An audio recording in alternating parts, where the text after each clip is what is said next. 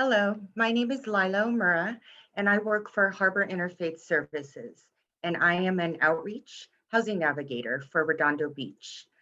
Um, a lot of people ask me why I chose to leave my previous employment of 27 years to go into this field, into homeless services. And you'll probably understand once I share a little bit about my story. Um, my father, growing up, was an addict. He was a heroin addict my whole life. Um, his drug abuse led our entire family into homelessness.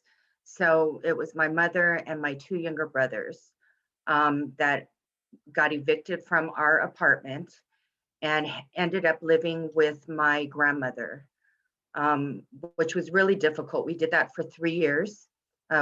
We all slept on the floor in my grandmother's bedroom. Um, I sometimes I feel I go overboard with some of these situations with these difficult clients. But the alternative, if we just leave them be, they'll end up dying on our streets.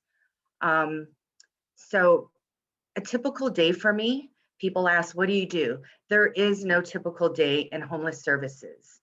I get most of my calls from the police department. Um, so my very first client in Redondo Beach, um, I met him 3 years ago. I went to the pier 5 days a week. I was there at 7 a.m.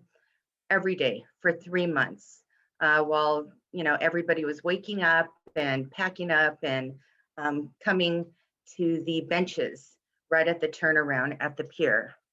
I would just sit there with them, there's about 20 individuals there every morning.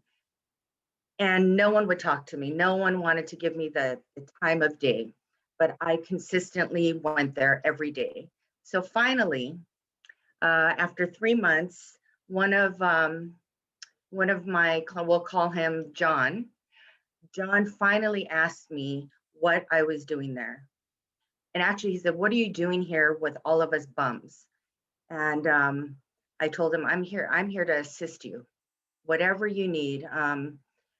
You may think you're fine living this way on the pier, which is fine, but you know what? Do you have an ID? Do you even have an ID? And he said, no. He said, so what's next? And I said, let's go get you an ID. And he said, okay, when? I said, now. Let's go right now. So he jumped in my truck, and that was the journey, the long, hard journey that started with John. So as we have to get them document ready. I mean, ID, social security card, it's such a long process to qualify for anything. So at that time, he wasn't ready for housing. He thought he would live the rest of his life on the pier. So we just work with them. My main objective when meeting individuals like this that are just, they've given up hope basically, is to build relationships with them and build trust. So it's very important to me, if I say I'm going to do something, to follow it all the way through, no matter what. So that trust is not broken, because he made it very clear in the beginning that he does not trust anyone. So during all the next few months of, just getting him situated, I was able to learn a little bit about his story, which would help us figure out the best way to assist him, because everyone's different. Everyone has a different story.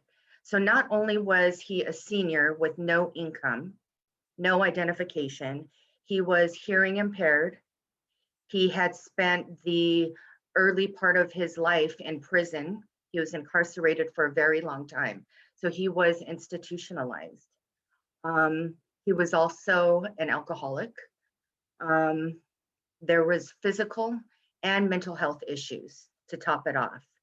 So with all these challenges, I had to just work with him at his pace, which was very slow. But just we continued to push through. That particular client, because we met so frequently, because we were starting at ground zero. The other individuals from the pier saw the consistency and saw how he was moving forward. So one day I pulled up to the pier and there's about 20 people all waiting for services, wanting to start the same process.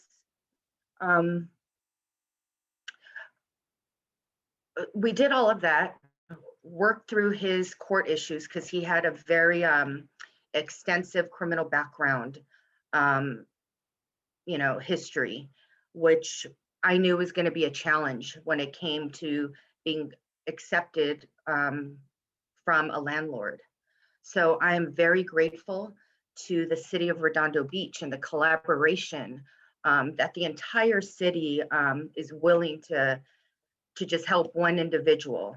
I mean, I can't tell you how many people were involved in this one client's case. I can only go so far. I have no control over the court system, but our city attorney's office was able to step in because I was able to share some of the challenges. This client could do everything he was asked to do. I could do everything, but if he had, 30 open warrants, he would never get accepted into any type of housing. So the enhanced response to homeless pilot program had just kicked in. So we started going to court and we actually cleared up all of his open bench warrants and citations. So I'm very proud of him. He was very encouraged that he was finally hopeful that he possibly could get into housing. And that's what happened. It just happened. It just took 2 years to do that. He recently was housed because he was matched to a senior apartment unit, permanent supportive housing, which he definitely needed.